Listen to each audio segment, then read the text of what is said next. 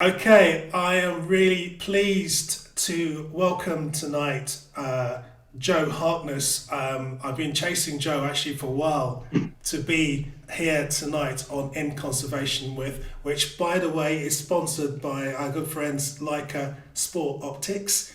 And this is In Conservation With, and I'm David Lindo, also known as the Urban Birder.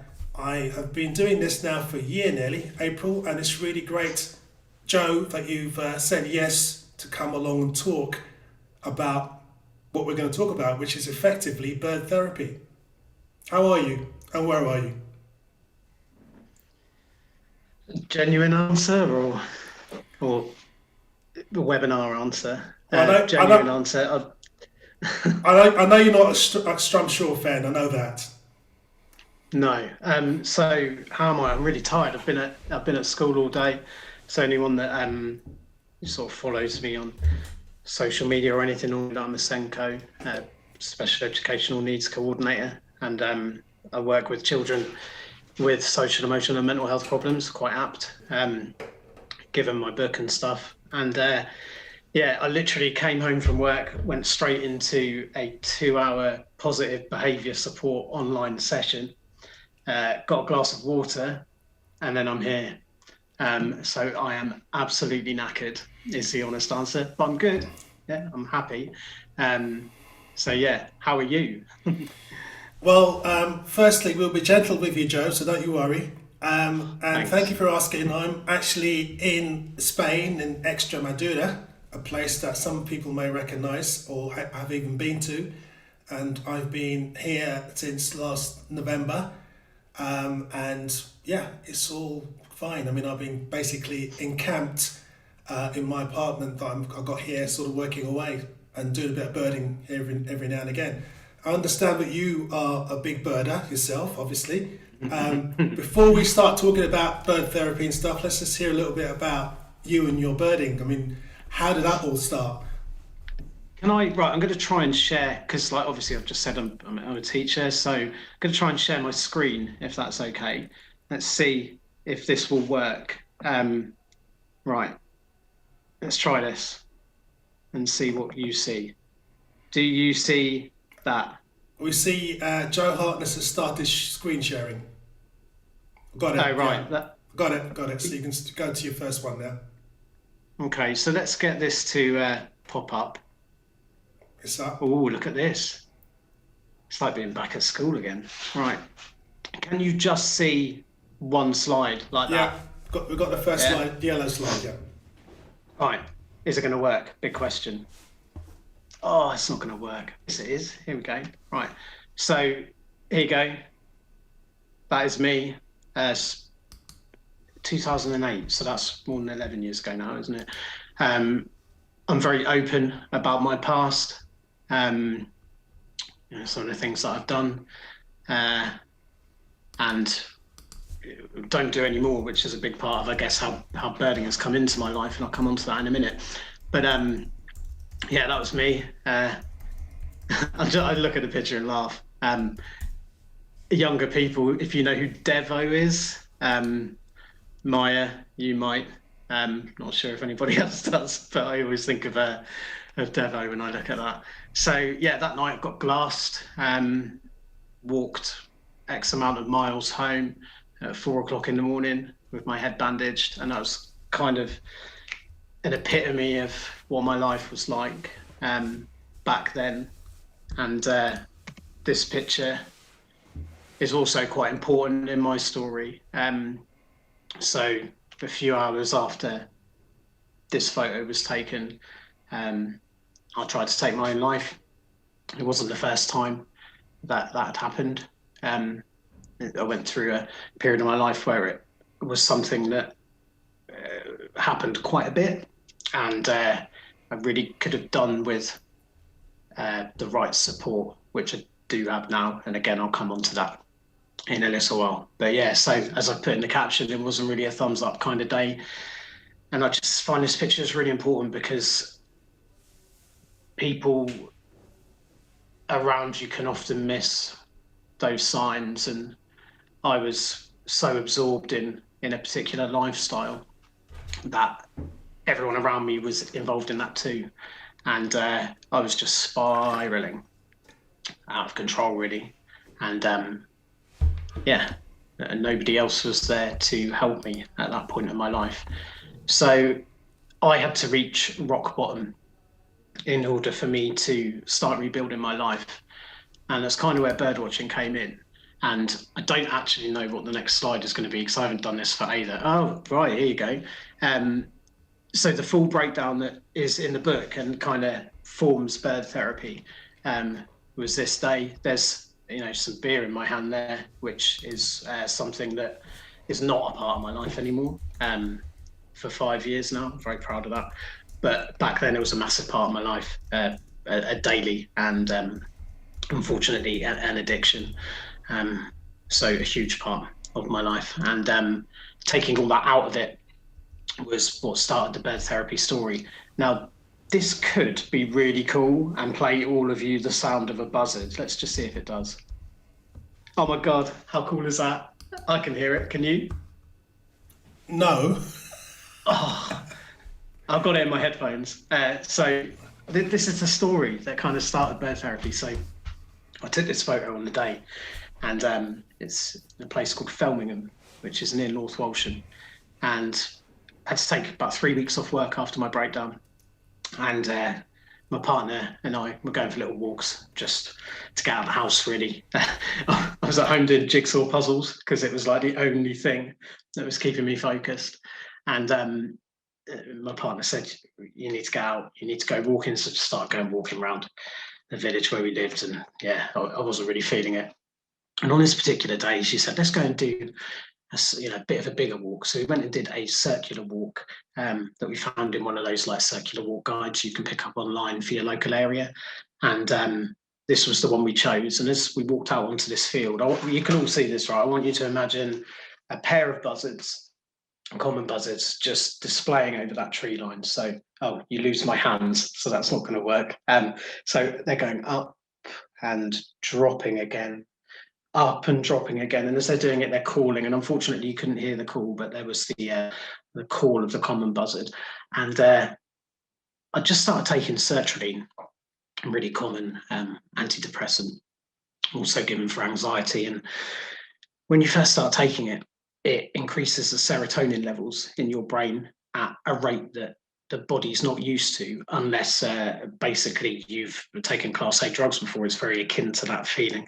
And I found my brain was it's called coming up. So as my serotonin levels increased, I was feeling really buzzy, really positive, and the buzzers were just like, whoa, how cool is this? Like, just imagine being completely like in awe of something natural. Just wow, that's lush.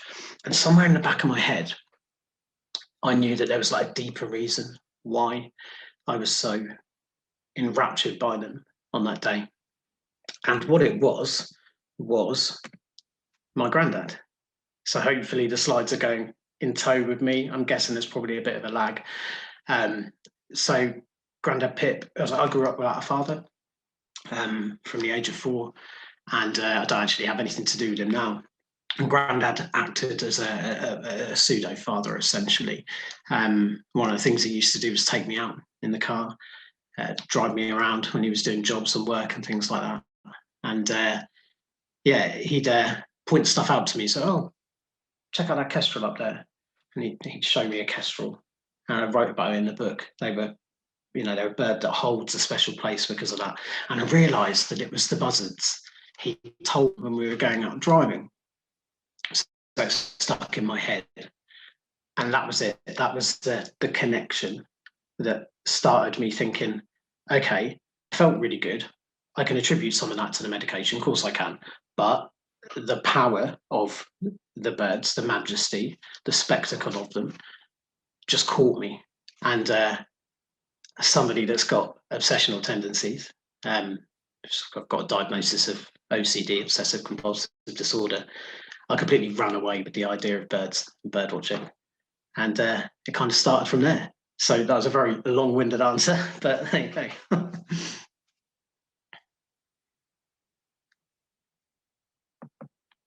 So I'm just going to stop sharing that because I'm going to come back to it.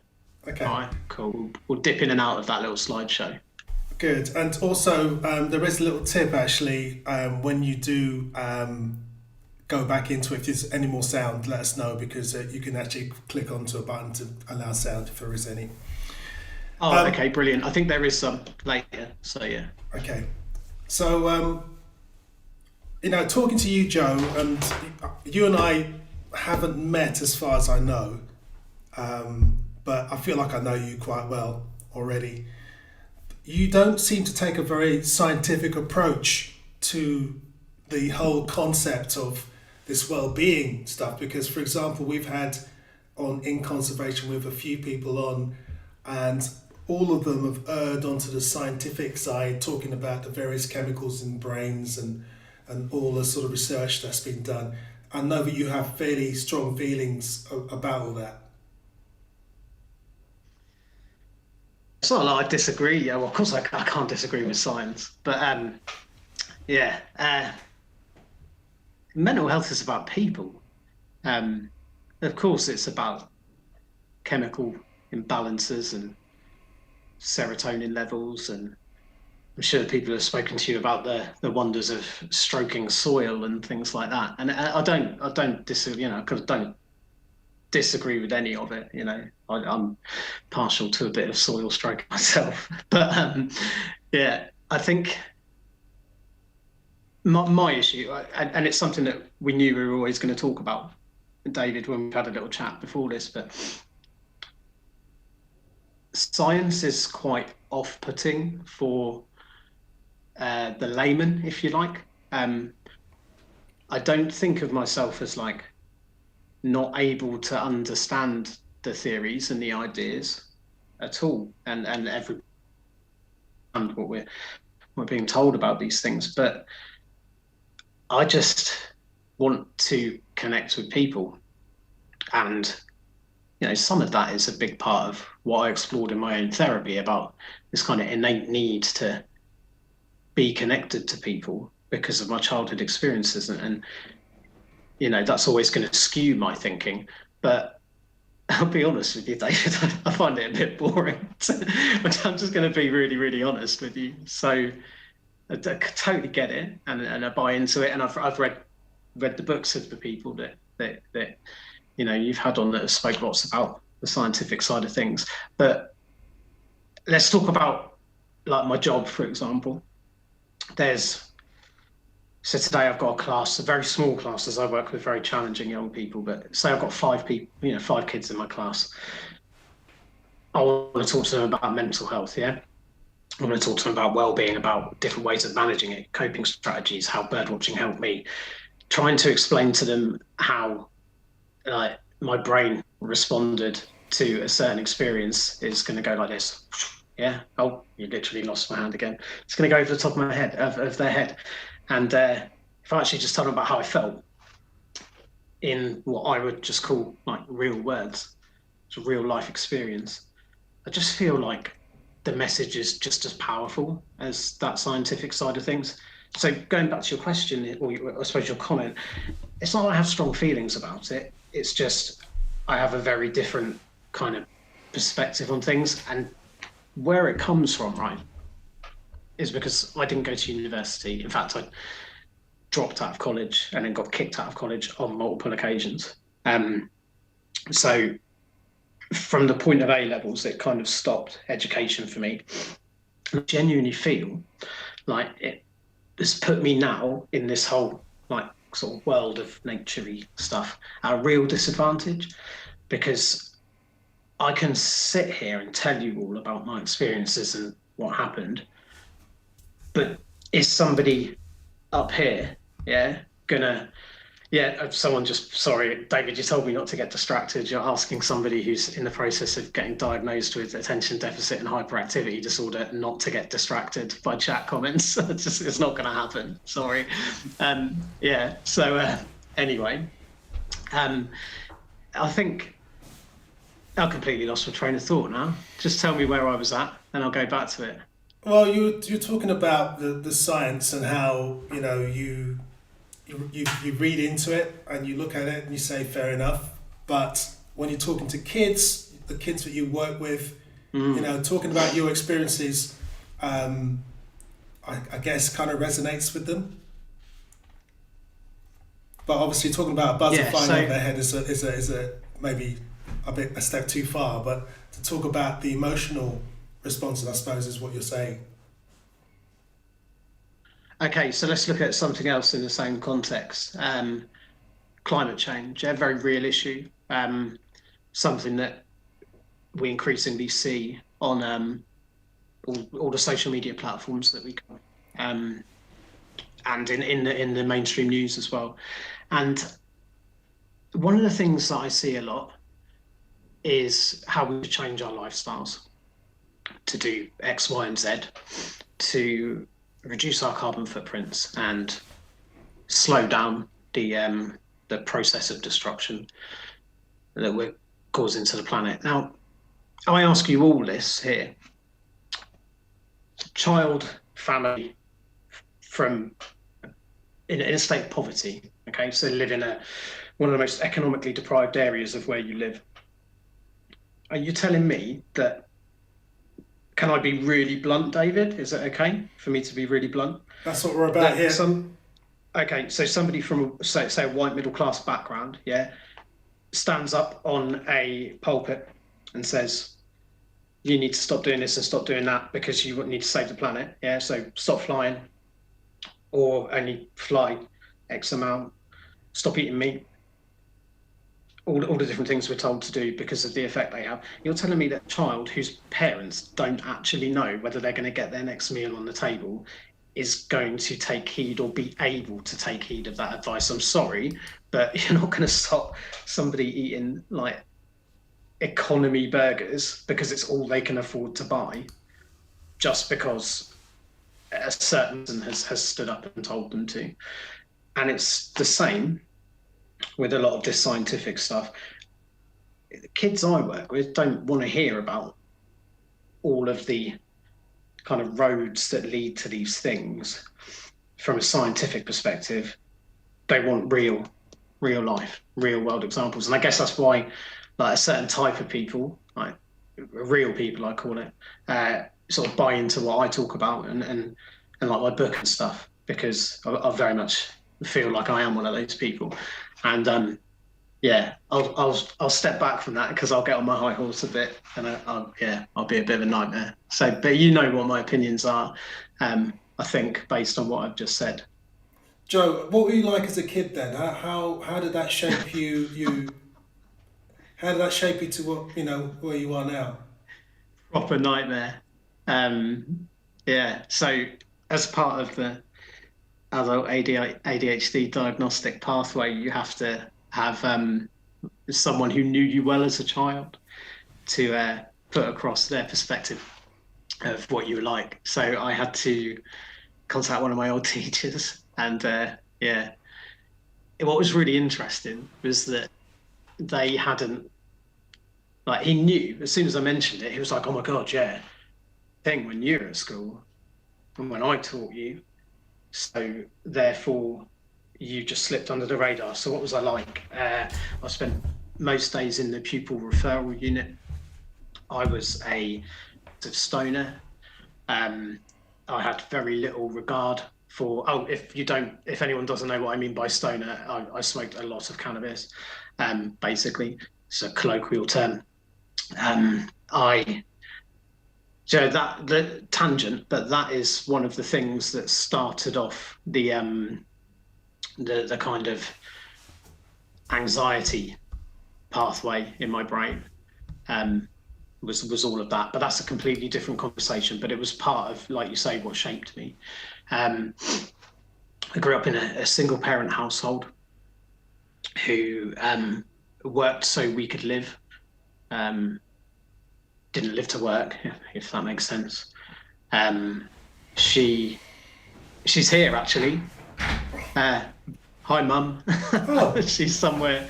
Yeah, That's she's nice. somewhere in this. Let me see. She's labelled as Joe's mum. Actually, why, Mum? Why would you do that?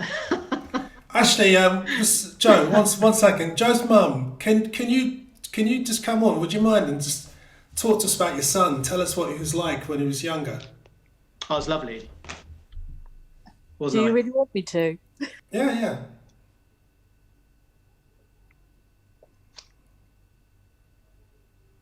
Oh, she's muted herself. Jackie. What would you like to know? Well, just a general overview, because obviously many people here, don't know Joe, and he's written a really, important book, and I think it's interesting to get the background on Joe.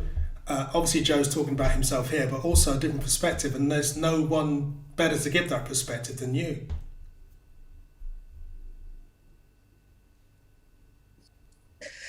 Um, oh, crikey. Oh,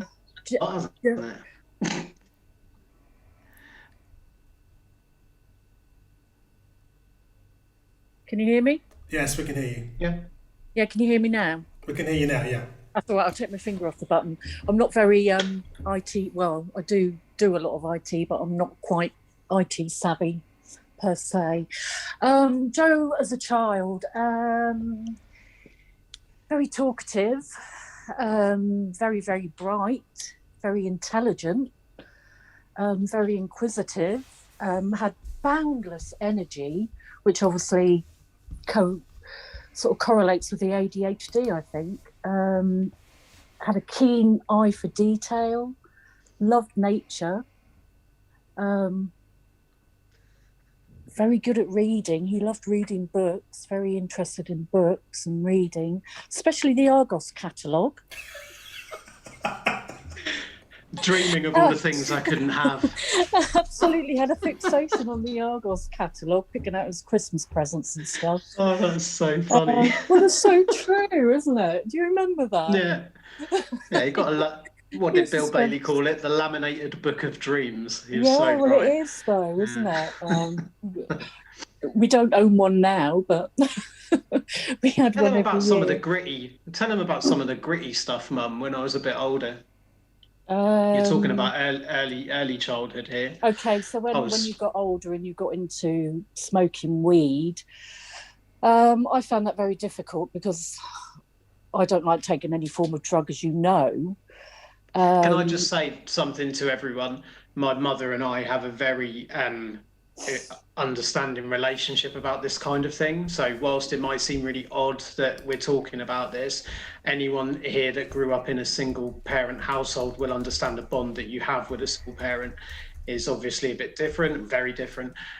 So Mum, I'll let it carry on anyway. No, that's fine.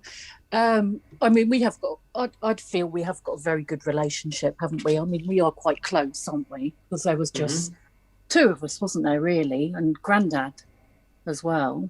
Yeah. I didn't approve of you smoking weed, but I couldn't do anything to stop you from smoking it. It's as simple as that. You lied to me, you stole from me. I got into debt because of you. I used to cry a lot because I couldn't do anything with you. I used to despair a lot. I trusted you a lot, but you let me down quite a lot. I know you'll freely admit that. Yeah. I think the lying got to me a lot because I knew you were lying, but I wanted to believe you. This is quite emotional about it, actually, thinking about it. I think one of the things that, because I work in mental health a little bit, and I am a bereavement counsellor, so I've got a little bit of understanding. But what I think the first time you tried to take your life, I can't remember exactly how old you were, when you tried to hang yourself from the flex in your bedroom. And I was completely brutally honest with you, and I said that a lot of people won't agree with this and probably think I'm a terrible mother, but when you're in that situation, you're at your wit's end and you can't do anything for you, and I couldn't get you any help. I did try to get you help. I did turn around and say to you, I don't know if you remember this, that if you're going to do it properly. So I don't have to keep. Do you know, can I say something here? And what a powerful thing it was to say to me, because I think what it does is it gives you a huge amount of context. And then the only other time that I think I really did try to do it properly when I was stopped was when I did get help. So actually what you said, although like you said, some people might not agree with it, was really, really effective, because although I did try on other occasions, those times were not as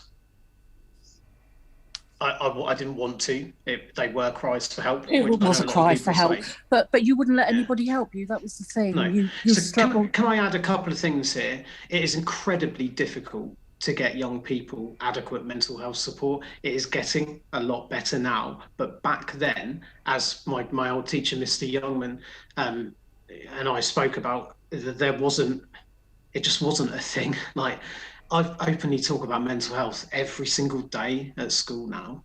It's just part of our, well, we're a mental health school, but it's part of what we do and what we speak about.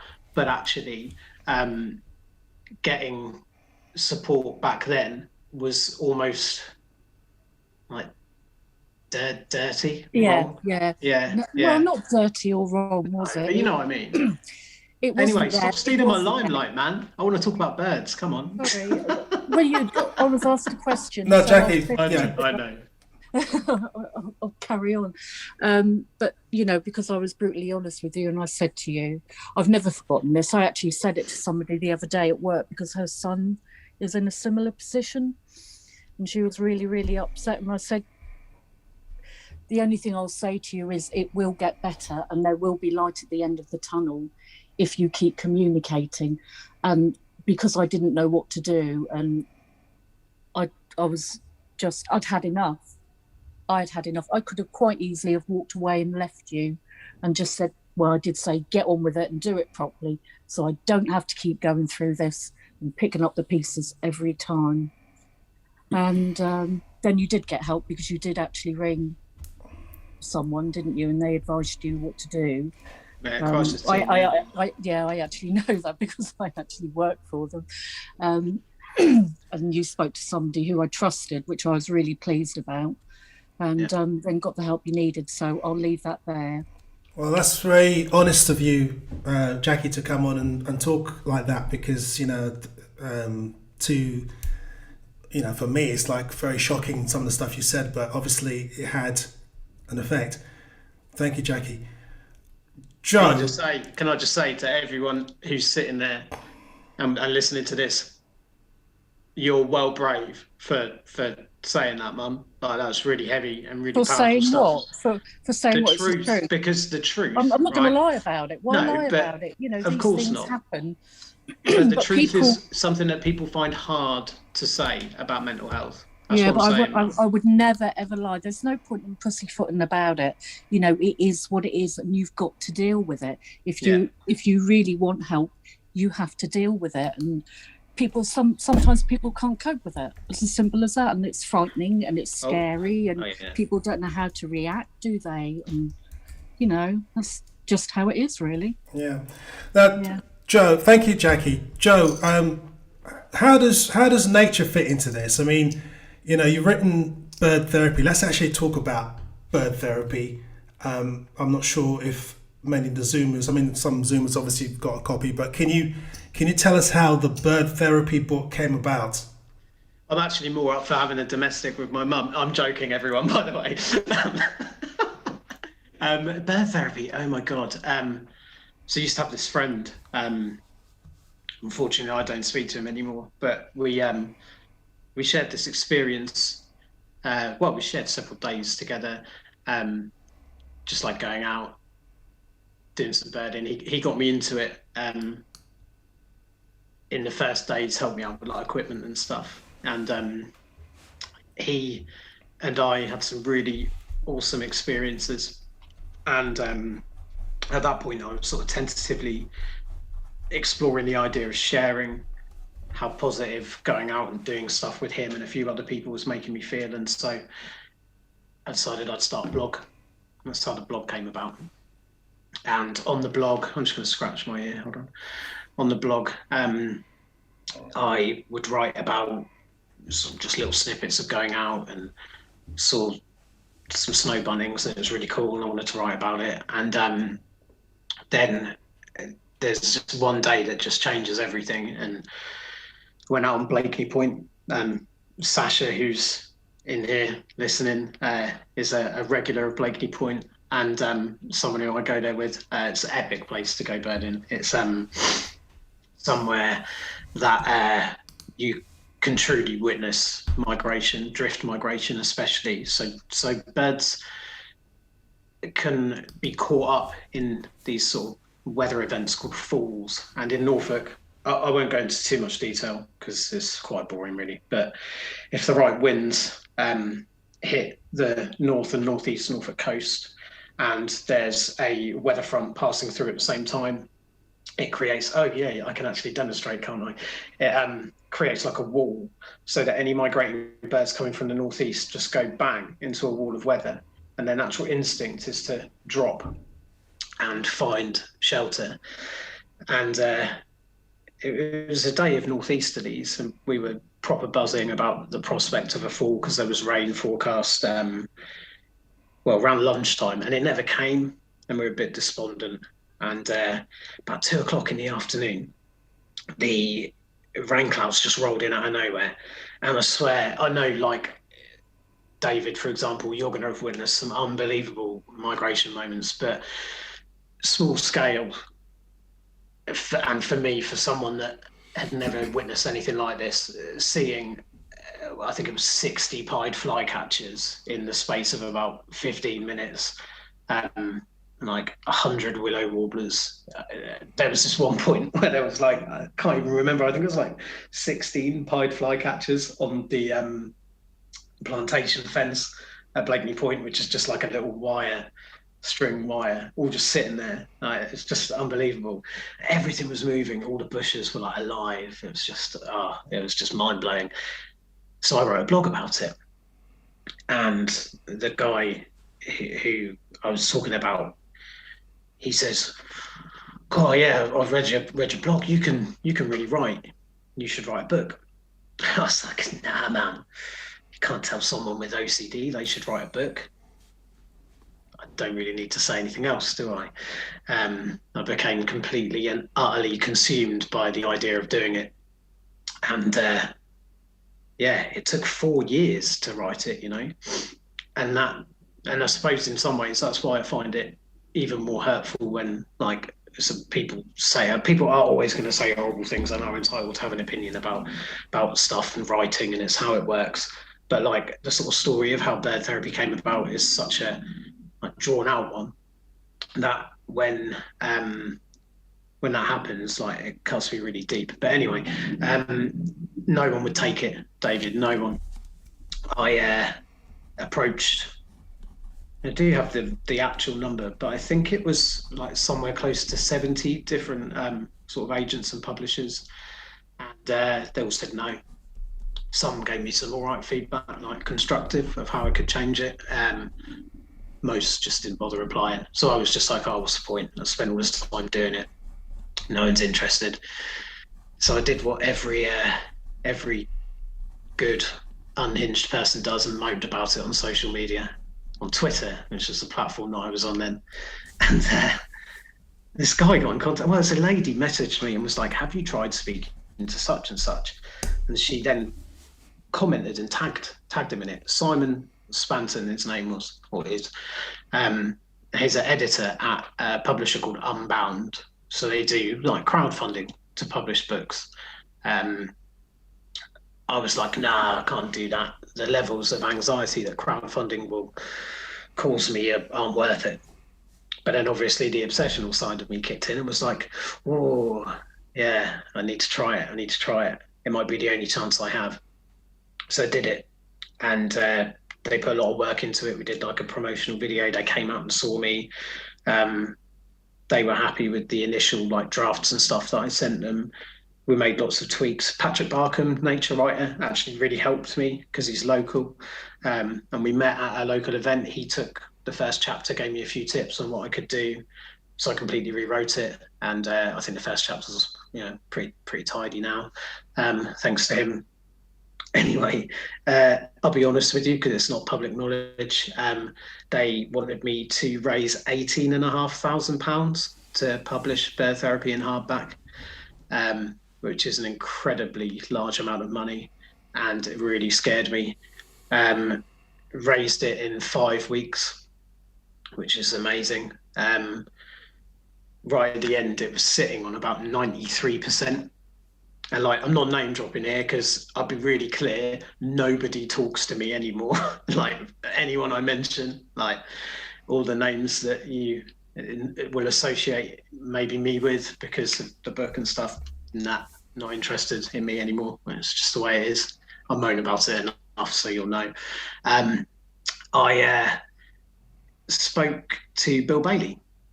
He'd posted a tweet about the book some time before, and he'd messaged me privately and said, I support it and will help if I can. And I said, well, it's been stagnating on 93% for a while.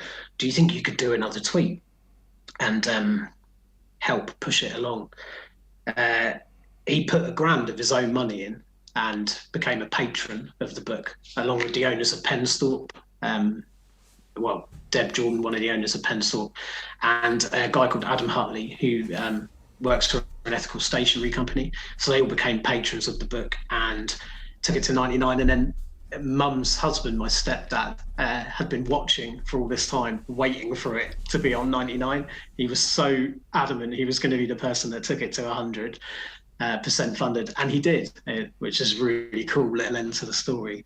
And yeah, then it was like it was happening and it was real, and even more scary than it had been trying to crowdfund it, because like the adrenaline that the whole thing caused was like really good, really strong, but then the naturally associated dips when all of that kind of ended were really difficult to navigate. Something I've also been quite outspoken about, I suppose. And so a really long-winded answer to your question, David, is it came about in a really roundabout way. Yeah, I mean, writing a book, A, is not easy at all by any stretch, and B, it's your baby. So as much as when people start sort of criticizing, often they criticize not knowing what you've gone through, not even reading it. So that's hard to take sometimes. But one thing to remember is that you did very well. I mean, to approach so many publishers and still carry on. You got to think about the Beatles. They were turned down 4 times before they got a record deal. So that's how sometimes you have to think. But I mean, you were very dogmatic. And by the way, for the international Zoomers out there, just to backtrack, Pensthorpe is a nature reserve in Norfolk, and Bill Bailey is a famous comedian in the UK who's also a birder. So that's a connection there. But the book itself, was it, for those who don't know what it's about, is it actually like your life history? And also, are you actually kind of promoting the idea that for those who need help with their mental well-being, that nature is a major part of actually getting that help? Are you saying that in this book? I really like this question. So in the second chapter, which is like a sort of outline of the concept, I'm really clear that nature was, or still it is, part of my recovery journey. So I still take medication. I I don't practice sort of any mindfulnessy kind of stuff at the minute because my life is just too hectic. Ironically, I should be, but there you go. So I had talking therapy for like a year. I made wholesale lifestyle changes, so all those things we talked about right at the start all went and very quickly too, and still have gone. And nature became like the constant. It became the one thing that was completely and utterly reliable. It's a quote I always pull out of the book. Nature and birds are reliable in a way that people rarely are. It's something that I wrote, and I think those of you that are here that are birders, will understand those kind of calendars in nature, and how migration happens in really set times and frames, and how, you know, that, for example, that first chiff chaff of spring signals a change in the temperature and in the seasons, and how in later spring you get that movement of waders through the UK, wading birds, and then same again in autumn, and then you get those passage migrants, you know, those birds that are moving past that sometimes pop in autumn too, and it all kind of happens. It does happen like a calendar, so you know that in that week and in that time frame there's a possibility that that bird will pass through. Could, and most probably will happen, is a really powerful way of staying grounded. So I think one of the things and the messages that I put across in the book is getting to know those time frames and those calendars, and like your community of birds and of nature as well, wider nature around you, are a really good way of giving you like a centralized focus. And it's why I write about local patches as well, and how having a local patch can also give you that kind of hyper focus where you can tie all of that in and use it almost like a distraction technique. So going back to your question, David, it's not so much that it is a therapy in itself. It's a way of using something alongside other things. I try to make that really clear in the book. But of course, I am a proponent of the benefits of nature. Yeah, what's interesting? Yeah, What's interesting is when I had minor depression myself once, which probably lasted years. I didn't realize how long I had it until the very end. And, you know, I went to the doctor, and I've said this many times to the Zoomers, so please forgive me if I bore you again. But basically he said to me, well, get out there and do, if you're not going to take any drugs, do what you love most and do more of it, which I did. And what I found, which I kind of thought about before, but certainly came home to me there and then and thereafter, is that A, as you said earlier, birds and other wildlife are constants. You know, they are there, and they bring a smile to your heart no matter how low you feel, at least for me. And also, they don't argue with you. They're always there to greet you, regardless of what you may be thinking or what you may have done. And that was an uplifting thing for me. And I remember sort of going to my local patch, Wormwood Scrubs, and delighting in seeing common birds, you know, anything. I was just happy because I knew it's like, oh, thank God they're still there. At least they're there. And I know for a fact that if there were no birds in this world, I wouldn't be able to live anymore. You know, so for me, it's a major thing. And it's quite interesting, as you say, we're talking about prescribing nature. There's schools of thought out there that talk about, you know, it should be 100% get out there and do it. What you're saying is quite interesting, which I think actually is more, in many ways, more real, because mental health, mental well-being differs with each person, doesn't it? So some people react better. So I was just going to say, Maya, if you could find a link for me, please. It's called Searching for the Nature Cure, and it's by Richard Smith with a Y. Maya will pop this link up. This is well worth a read. Richard's one of very few people I feel that actually really got what I was trying to say in bird therapy, because he's really interested in this whole like notion of nature being a cure, but it's not a cure. It can just help you as a form of therapy if you take the word semantically. I struggle with the notion of prescribing nature. I once got asked to leave a comment on a BBC Wildlife magazine article about it, and I think they thought I was gonna like gush about the benefits of prescribing nature. Sorry, I can't help myself from doing that. The issue, right, is you can't commodify nature and prescribe nature to somebody. Man, we are nature. Do you know what I mean? And so, like, to say, here's your green prescription, right? Oh, come on! Like, it really annoys me. And then, secondly, it's all well and good saying, "Oh, being outside and looking at some birds will be really good for your health," right? But oh no, that's Richard maybe, Maya. Go Richard Smith with a Y. He wrote it for a magazine. The New Humanist is the name of the magazine. Yeah, Smith with a Y. What was I saying? Yeah, there it is. Nice one, person that just popped in the chat. Legend. What was I saying, David? Just pull me back in again. No, we're just talking about prescribing nature, and you. Oh right, yeah. So it's all well and good saying, I want you to do 1 day a week for 5 weeks, go out bird watching. But like, what is the doctor going to prescribe you with a pair of binoculars so you can engage with it more? Are they going to steer you towards Zeno Canto so you can learn some bird calls? Can you stick a link for Zeno Canto up as well, please, Maya? Because it's fantastic for people that don't know bird calls and songs and want to learn more about them.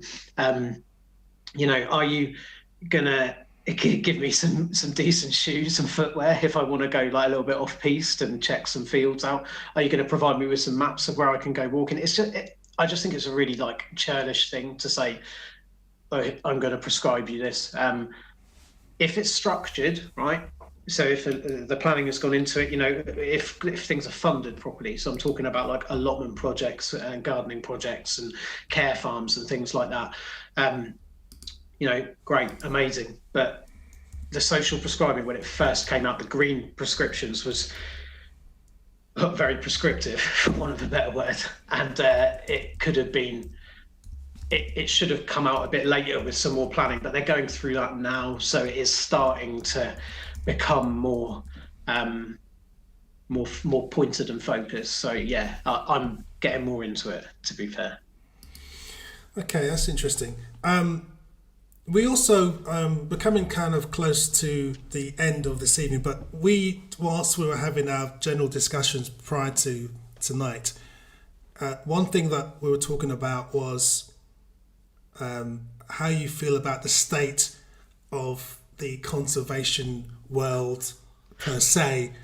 And I think that has some kind of connection to mental health anyway, because as with any kind of sector, there's pressures put on people to behave in a certain way, to have the right sort of equipment. I mean, you were telling me about the fact that when you first started birding, you had a really crap pair of binoculars, and you were made to feel that you did have a pair of crap binoculars and you weren't good enough because you had crap binoculars.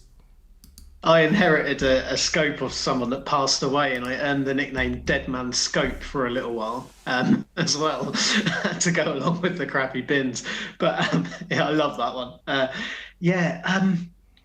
I guess that we're kind of touching upon the notion of privilege here, aren't we? It's a term that I see bandied around a lot at the minute. And, David, you're going to have direct opinions about this as well that I think are going to be really interesting. But when people talk about, they come from a privileged background. So I often look at I'm not going to call them my peers in the kind of nature and conservation world, because I don't feel like it's something that I fit in, and perhaps I don't really want to anyway, which says more about me, I guess. But I see what I perceive to be a lot of privileged people, and then people say, well, I'm not privileged because of X, Y, and Z. But actually, if you take the definition of privilege literally, and this is how sad I am, right? I've wrote it down here, okay? That privilege is a special right, advantage, or immunity granted or available only to a particular person or group. So if you start getting really semantic about groups and people and take the Equality Act into consideration, there are lots of different reasons why somebody can be privileged. For example, growing up with two parents, I think is a privilege, say that I didn't have. I think growing up in the kind of scenarios that I spoke about earlier with some of the children that I work with, to relate to is a slightly more grounding experience for myself. But also, the parents thing again, you get double the interaction, potentially not always, I know, but the opportunities to learn, perhaps the encouragement, the support that you receive will also be very different, and thus I think makes you privileged too. And I find it really, really difficult when people use their perceived lack of privilege as a tool to gain on other people and then become privileged. That makes sense in my head. It might not to the rest of you, but I know what I mean.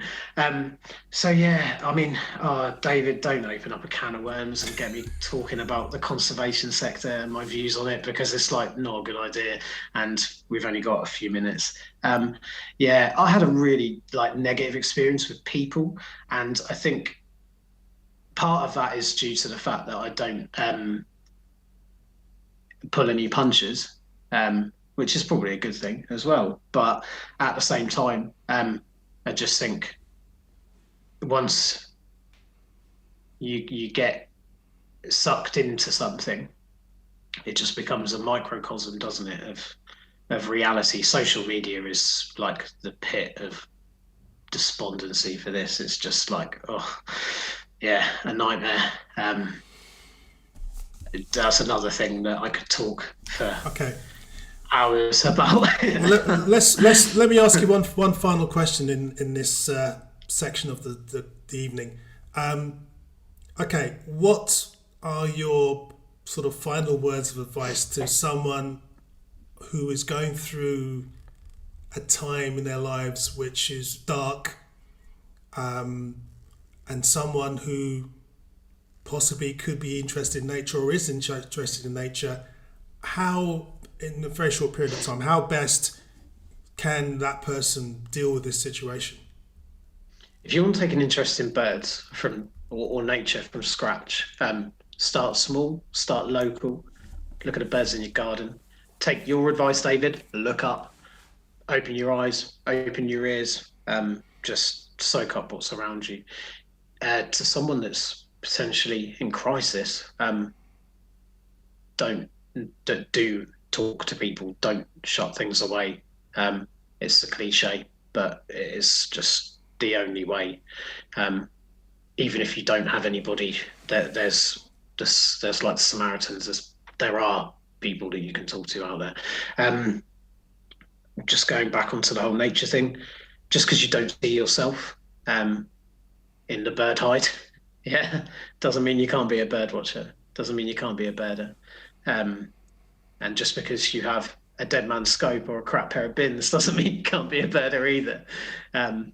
Time, patience, practice, don't worry about what other people think. Enjoy, strip away the layers of everything and just, yeah, be part of nature, I think. Great words, Joe. What's your favourite bird? You know, I can't. Choice paralysis, David. I can't answer that question. What is my favourite bird? Black redstart for Sasha. Okay, and if you could be anywhere on this planet, notwithstanding the current pandemic, where would you be? Ooh. As somebody that has barely travelled, I would be very happy going anywhere, but right now I would particularly like to go to America, as I'm attracted towards the birds there at the minute, taking a bit of an interest in them. Yeah, there's a few Americans with us tonight, so I'm sure they'll be happy to welcome you. Zoomers, just to let you know, coming up on Monday the 15th of March, we have a young lady called Selena Chain, who is amazing. She's, I don't know how old she is, she's a young woman.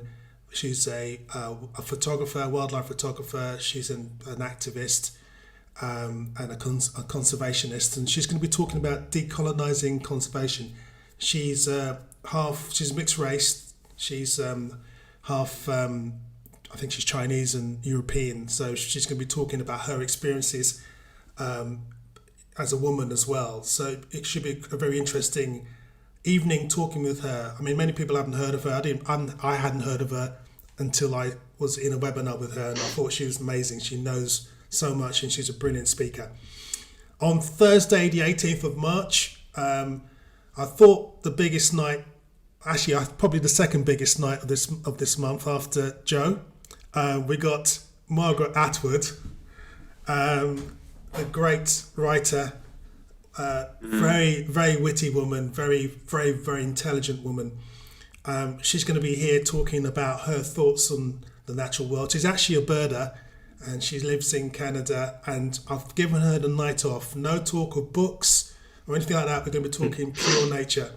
So that's next Thursday, and then the following Thursday the 25th of March, we have a woman called Mary Colwell coming. I think one or two of the Zoomers actually suggested her a few months ago, and I finally got her to come. And she'll be talking about her pet love, which is saving the curlew, the Eurasian curlew in particular. So she'll be talking about that. So we've got some people lined up. We've got some more people coming as well, but I'll confirm them when they put pen to paper and actually confirm the dates. Two of the people included are David Tippling, the renowned photographer in the UK, and my mate Ben Fogle has also agreed to come along. Ben Fogle, for those who don't know, is a bit of an action man, but he will be. We're just trying to time down to a date, but he's coming. So, listen, Joe, I really, really appreciate and really enjoyed tonight's conversation. It's been hard hitting, honest, very informative, eye opening. All the adjectives I can possibly think of around that subject. Thank you so much for being with us tonight, Joe. And Mum too. What a legend. Yeah, your mother is fantastic. Jackie, you're amazing. You're amazing. Thank you very much for speaking up too. Zoomers, it was lovely having you around as ever. Really appreciate you joining In Conservation With. Please tell your friends about In Conservation With. It would be great to get more people, more new people coming along and listening to the range of people we have interviewed here. All that's left for me to say is I wish you all safety. Have a great, safe weekend. Look after yourselves. And don't forget, keep looking up.